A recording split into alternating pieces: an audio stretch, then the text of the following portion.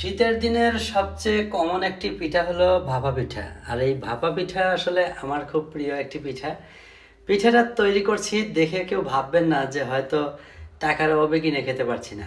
আসলে ফুটপাত থেকে খাবার কিনে খেতে মজাই লাগে, কিন্তু ফুটপাতে যে সকল পিঠা তৈরি হয় এ সকল ময়লা আবর্জনা ধুলাবালি ওরা দেখে আসলে খাওয়ার রুচি হয় না। তাই নিজে নিজেই চেষ্টা করছি, পিঠা তৈরি করছি। মোটামুটি নারিকেল কোরানো হয়েছে, এবার খামিরটা তৈরি করছি।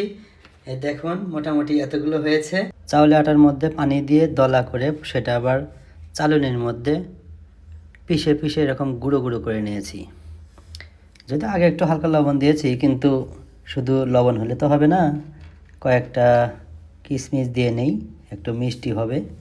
সেই সাথে পাটালি গুড় আসলে এরকম ছোবা ছোবা করে কেটে নিয়েছি। এর মধ্যে দিব কিছুটা নারিকেল, এরপরে আবার চাউলের গুঁড়া দিয়ে এটা ভালো করে ঢেকে দিব। আসলে যারা ভাপা পিঠা বানানো জানেন তারা হয়তো জানেন, তারপরে আমি একটু কিভাবে করছি আপনাদের দেখালাম।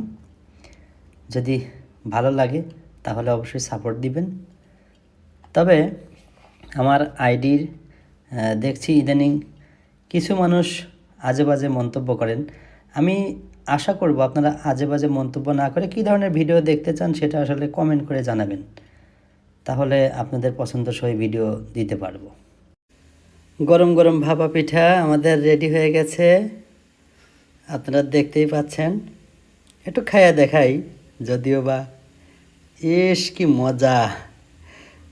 ধরতে আসলে তাপ লাগতেছে, তারপরেও খাইতে তো হবেই গরম গরম। ইস, আসেন সবাই ভাপা পিঠা খাই।